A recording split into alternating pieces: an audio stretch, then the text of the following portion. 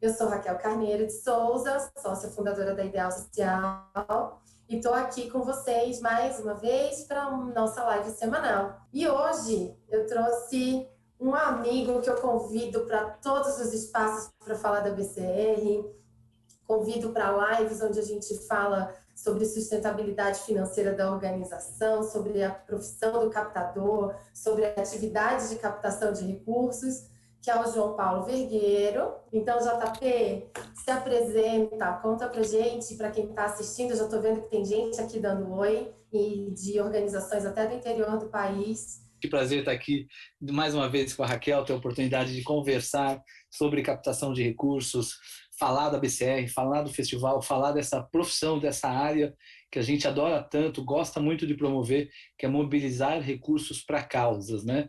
Eu sou, então, o João Paulo, JP, como todo mundo me conhece, sou diretor executivo da BCR, Associação Brasileira de Captadores de Recursos, estou na BCR como associado também, há 11 anos, há 12 anos, na verdade, que vai fazer agora.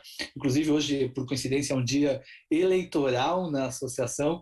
Neste momento, as urnas estão abertas, nossos membros estão elegendo uma nova chapa para o conselho, para os conselheiros, conselho fiscal também, e a gente na BCR tem esse trabalho de promover o fortalecimento desse ecossistema, dessa estrutura da captação de recursos que viabiliza que as organizações, as ONGs, né, como você quiser chamar, que as ONGs tenham mais capacidade de gerar ainda mais impacto e de forma sustentável na vida das pessoas.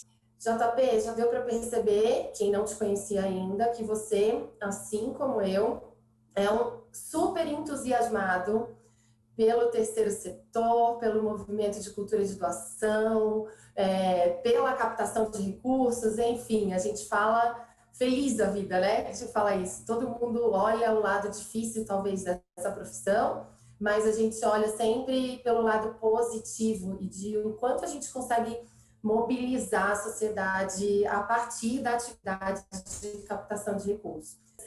A gente tem um festival, a BCR, que agora, no ano de 2021, está chegando na 13ª edição. Uau!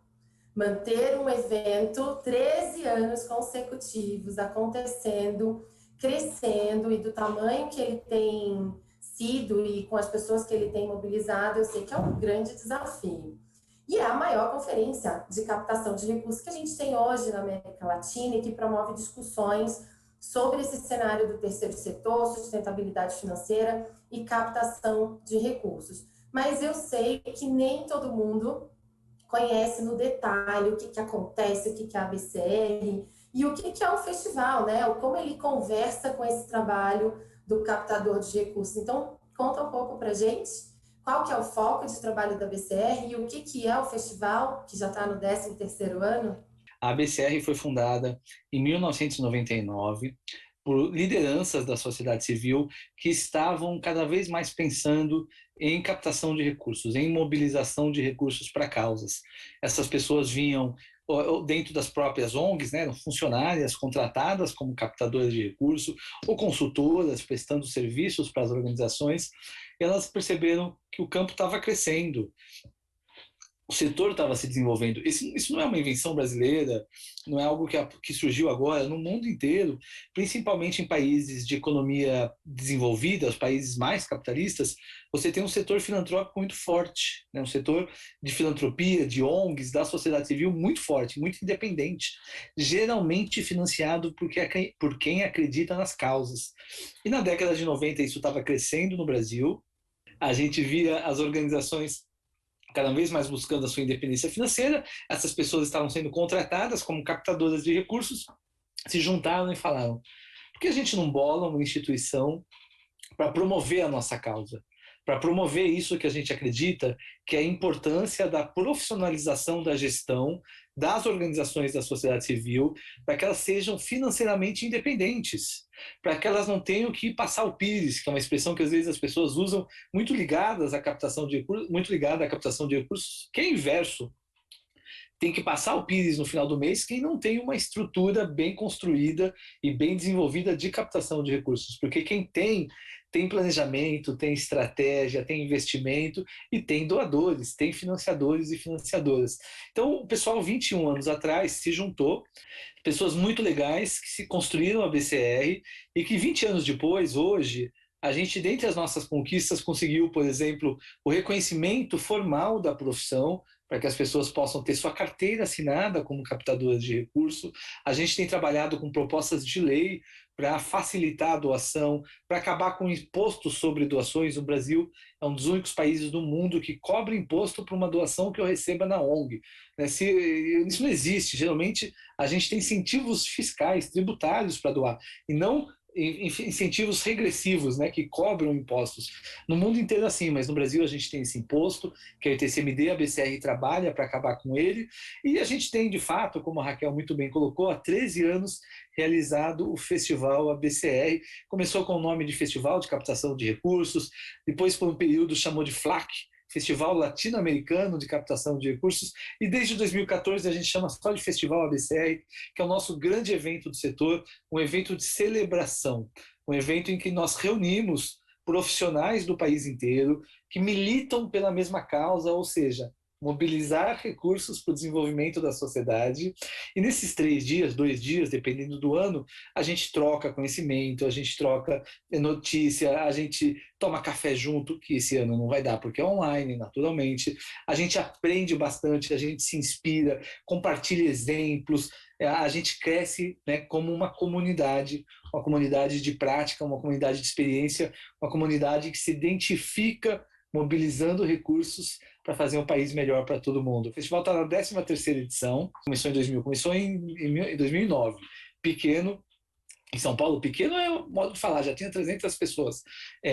Depois ele rodou o país.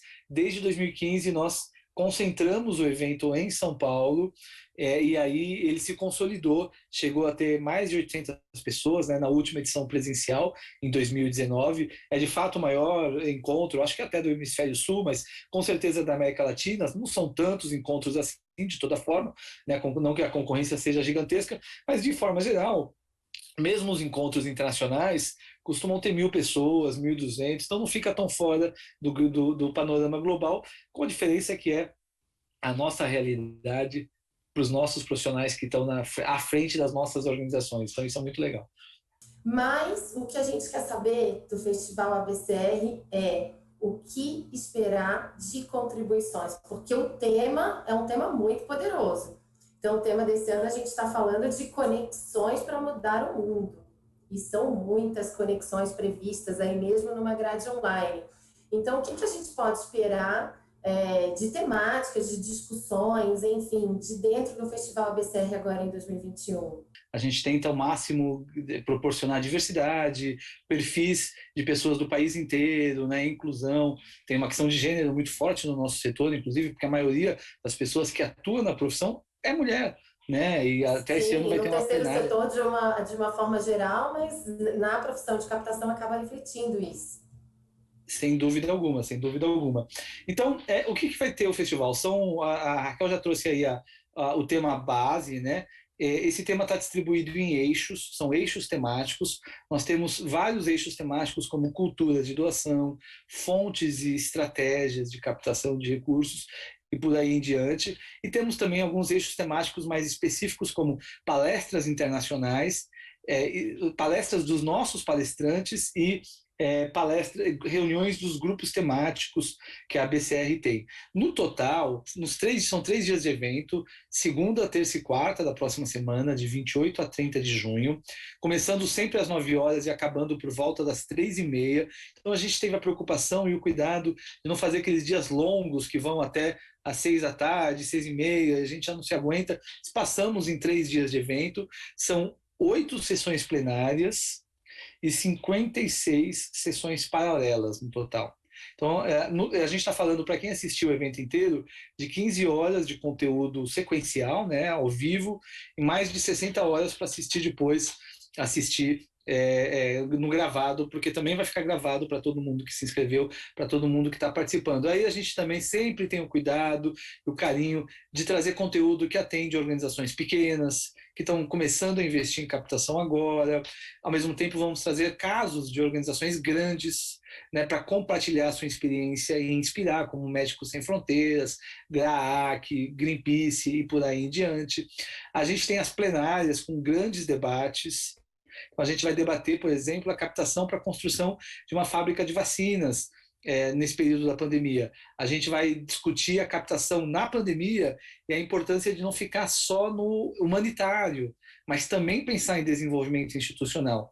A questão da liderança feminina no setor, a gente vai falar sobre o impacto que a regulamentação, o reconhecimento da profissão teve. Então, nós temos alguns grandes temas estruturantes, diríamos assim, e também tem muito conteúdo que é técnico, que é focado, que é dirigido para cada tipo de organização nesses 3 dias, e reforço, com a facilidade de poder assistir ao vivo, interagindo, né, com palestrantes e colegas, e depois ver tudo que está gravado também. Isso eu diria que é o grande ganho do online. A gente perde, talvez, nessa convivência mais próxima que o presencial traz, mas o online permite que a gente acesse esse conteúdo que vai estar simultâneo, mas que a gente pode dar uma olhadinha na gravação depois. Mas você não falou da nossa estrela da abertura do festival, que foi quem a gente mais queria, quem mais o comitê tentou ir atrás, enfim. Mas a gente tem um nome muito esperado para essa abertura. Eu achei que você já ia falar, você nem mencionou, JP. Pode contar. A gente deixa o gancho para o final, né? A gente deixa o gancho assim, nada de spoiler. Mas é que é o seguinte, o festival, gente, tem um perfil, claro, muito técnico, muito ferramental, como tem que ser, porque é um evento com muitas sessões, tem que preencher muito conteúdo, mas ele tem uma proposta também de inspirar, de trazer bons exemplos, de mostrar quem está na liderança, não só da captação, mas da filantropia como um todo. E nós convidamos e vamos receber na abertura do festival, como uma entrevista, uma pessoa cada vez mais famosa, inclusive eleito o 5º melhor DJ do mundo, que é o Alok, né? O DJ Alok, além de DJ, é produtor cultural também, e ele, o ano passado, iniciou um instituto familiar. Ele criou o Instituto Alok, investiu 27 milhões na fundação dessa organização, está investindo socialmente no Brasil, na África e na Índia, e ele vai conversar um pouquinho com a gente sobre o que o inspira, o que o cativa a compartilhar, doar, né, gente? A doar para fazer o bem, para impactar a sociedade. Então, o DJ Alok é a nossa grande estrela da abertura, para a gente já começar o festival com muita energia, com muita garra, com um coração batendo para fazer mais e melhor pelo nosso setor e pelo nosso país. Como o JP falou, eu fiz parte do comitê científico em 2019, 2020 eu estive como palestrante, agora 2021 estou no comitê ajudando aí a fazer a seleção desses palestrantes de novo, mas eu diria que a gente teve agora em 2021, com essa nova formação dos eixos temáticos, eu acho que a gente está ainda chegando mais longe, sempre chegou longe, mas agora eu acho que a gente está conseguindo ir ainda mais longe, porque a gente acaba indo além da captação e influenciando em boas práticas de governança de uma forma geral, né? Para dentro do terceiro setor, porque a gente está discutindo o eixo de desenvolvimento institucional, de cultura de doação, que cultura de doação não está restrito, e cultura de captação não está restrito ao trabalho do captador, mas na mudança de uma cultura interna da organização e uma cultura da sociedade. A gente está trazendo essa ideia de olhar a visão do investidor e não ser só captador falando para captador, né? Então, a possibilidade de entender o lado de quem doa, a motivação de quem doa. Então, de fato, o festival está indo muito além da captação. E o que você vê, JP, que mudou na medida em que a gente também teve essas alterações de eixo, né? Porque até então, os eixos temáticos, eles eram bem ferramentais, né? Estavam bem focados em como operacionalizar a atividade da captação. Então, a gente tinha o eixo de captação com indivíduos, o eixo de captação com empresas e assim por diante. E agora a gente conseguiu misturar tudo isso e entregar de uma maneira reordenada, talvez, né? Porque está tudo lá. Continua tudo lá, esses ferramentais, esses conteúdos, continuam todos lá, mas agora eles estão sendo colocados de uma maneira diferente. O que você vê na prática? O que está impactando, o que já impactou? Eu gosto sempre de lembrar e reforçar, né? Porque a palavra captação de recursos ela é uma tradução de uma expressão em inglês que é fundraising. E a gente pode traduzir de várias formas. Os portugueses chamam a angariação de fundos, mobilização de recursos também, né, em vez de captação. Mas, no fundo, o que a gente está falando é da capacidade de toda e qualquer organização ser financeiramente independente, ser sustentável financeiramente e gerar impacto.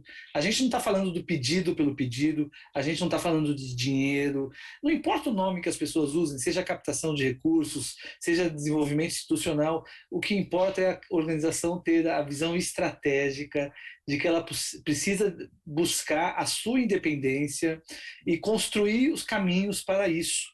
E quando ela tem essa visão estratégica, as técnicas, o ferramental é apenas parte do processo. Ela tem que investir em recursos humanos, ela tem que investir em governança, construir a governança, né? A técnica de pedir é só uma parte da captação de recursos. Ela não é, ela é fundamental, naturalmente, não existe a independência da instituição sem a captação de recursos, mas ela não é o fim. Inclusive, a captação de recursos, a mobilização de recursos é o meio para avançarmos na missão da organização. Então a gente cada vez mais traz esse espírito. Inclusive lá fora, a gente nem usa muito isso no Brasil, esse termo, mas no Brasil se fala muito dos captadores, das captadoras de recursos, como change makers, né? Como promotores da mudança, transformadores, porque nós viabilizamos recursos para as causas que estão impactando a vida das pessoas. Não é o dinheiro pelo dinheiro, o pedido pelo pedido, a técnica apenas. É a nossa capacidade de sermos transformadores na nossa profissão, viabilizando que a organização tenha a capacidade de cumprir e gerar impacto. Eu acho que essa fala, JP, é extremamente importante. E a gente, todo espaço que a gente tiver, eu acho que a gente tem que reverberar essa visão de que realmente o captador ele é parte dessa mudança e talvez ele que ajuda a viabilizar de fato, né? Porque a gente, eu diria que até a pandemia ela foi boa para algumas causas, como a saúde, a gente sabe o quanto mobilizou de recursos e a BCR tem esse monitoramento e divulga todo esse monitoramento de doações durante a pandemia, mas a gente sabe também que muitas organizações estiveram em uma posição super delicada de se manter funcionando com a sua causa ativa, com atendimento às vezes à distância, justamente porque precisa internalizar essa ideia de que o captador ele vai atuar como um todo, ele vai atuar para viabilizar a causa, para manter a organização ativa, ele tem que participar de um planejamento. E aí eu acredito que até essa visão do eixo de desenvolvimento institucional, que está muito forte no festival desse ano, ele traz de uma maneira muito fácil, talvez até, de entender esse papel do captador, né? Que não é o pedido pelo pedido, não é só sair pedindo, e no fim, enfim, você está cada vez abrindo novos contatos ao invés de trabalhar o relacionamento, a sustentabilidade e a manutenção aqui do terceiro setor. Então, eu acredito que vai ser um grande festival. Sempre é, mas agora vai ser um grande festival, porque a gente vai dar ainda mais voz para esse captador, mostrar o quanto o trabalho dele vai além do pedido em si. E aí, por último, a gente tem o festival online. Isso, de uma certa maneira, foi o que eu falei. A gente ainda estava na expectativa de poder fazer meio a meio, né, até um certo período do ano. A gente já estava até tendo as reuniões do comitê científico e ficava perguntando para o JP o tempo todo: JP, quais são as expectativas do presencial? Porque a gente quer se ver, a gente quer encontrar as pessoas, a gente quer ver os palestrantes ao vivo. A gente sabe que tem todos os ganhos do calor humano ali, né, quando a gente está falando do presencial. Mas a gente não pode deixar de dizer que o online também tem muitas vantagens e que a gente começou a aprender essas vantagens com a pandemia. Não deixa de ter pontos positivos. A gente não precisa vir até São Paulo, então organizações que estão em qualquer lugar do Brasil, que, enfim, talvez tenha o potencial de se inscrever, mas não se deslocar até São Paulo, custear passagem aérea, hotel para ficar alguns dias de estada.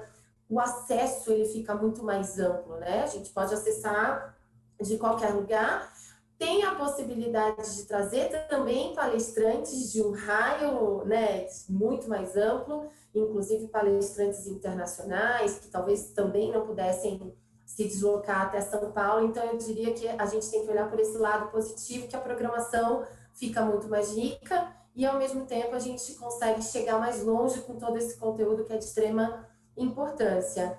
E aí tem outra questão, falta uma semana. A gente está falando do dia 28, 29 e 30, estamos falando da semana que vem. Mas no online dá sempre essa chance de poder se inscrever no último minutinho, não ter que providenciar nada mais para participação, né? Pode chegar lá na última semana, nos últimos dias que antecedem o festival, fazer uma inscrição, acessar o aplicativo e participar de todo esse conteúdo que está sendo disponibilizado. E para quem quiser ainda se inscrever, como faz? O evento online permite muitas inscrições de última hora, né? No evento presencial, geralmente, esta última semana já não entra quase ninguém. Essa última semana é mais gente de São Paulo, de última hora, que não se inscreveu, mas ninguém vai viajar em cima da hora, sai muito caro, né? Então, quem vem de fora já não se inscreve na reta final. Agora, não, no evento online, em tese, até domingo à noite, até segunda de manhã, provavelmente vai ter gente aparecendo, querendo se inscrever e acessar o sistema. Então, qualquer um, né, neste momento, pode ir lá no site do festival, é festivalabcr.org.br, muito fácil, né? festivalabcr.org.br, dá uma conferida no programa, dá uma conferida na página de inscrições e garantir a sua vaga no evento mais legal. Eu não gosto tanto, é o maior, né, do Brasil, com certeza, da América Latina, mas eu gosto muito mais de falar que é o mais legal evento de captação de recursos do setor, porque é feito por nós, né, pelo setor, para o setor, é a partir de muito disso que a Raquel trouxe, gente.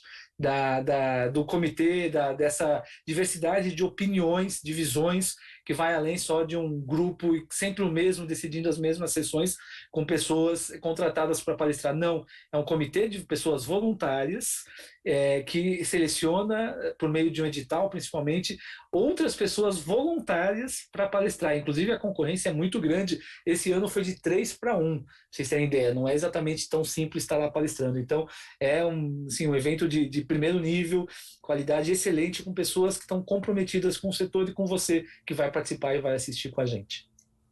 JP, não é um evento simples para estar lá palestrando. E eu, como comitê, te repito isso, porque a gente realmente teve bastante inscrição, a listagem para cada integrante do comitê avaliar, selecionar, era gigantesca, e a gente queria, obviamente, olhar com bastante cuidado cada iniciativa e cada proposta. Então, não foi um trabalho simples. E quanto a gente, enquanto comitê, chorou para conseguir mais um espacinho na programação, mais uns minutinhos na programação.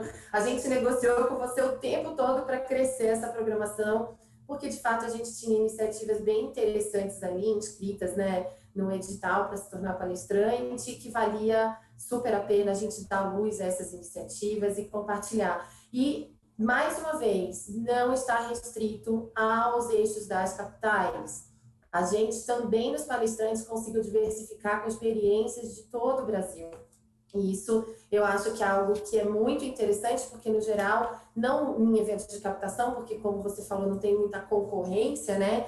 Mas em outros eventos do Brasil, a gente sabe que eles acabam ficando muito restritos a Rio, São Paulo e algumas capitais mais próximas, né? Mas dessa vez eu diria que o online ajudou, democratizou e temos experiências de todo lado.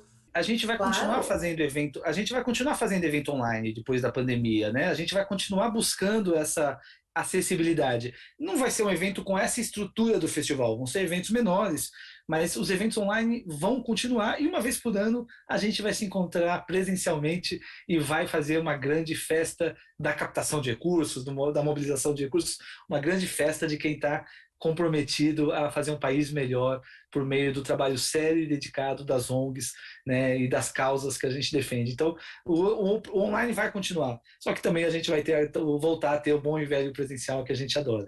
O bom e velho abraço. que durante o festival a gente vai lançar o documentário Do Ar Faz Bem, que é uma iniciativa da Escola Aberta do Terceiro Setor, estreia inédita na noite da terça-feira, dia 29 de junho, primeiro no Festival BCR e depois para o mundo inteiro. Então, quem vai participar vai assistir em primeira mão esse documentário muito legal, construído aí pela Escola Aberta por meio de várias entrevistas e com muito carinho, muito amor que eles estão fazendo isso para promover uma sociedade cada vez mais generosa no nosso país. Então, eu queria te agradecer e pedir que você deixasse seu último recado para todo mundo.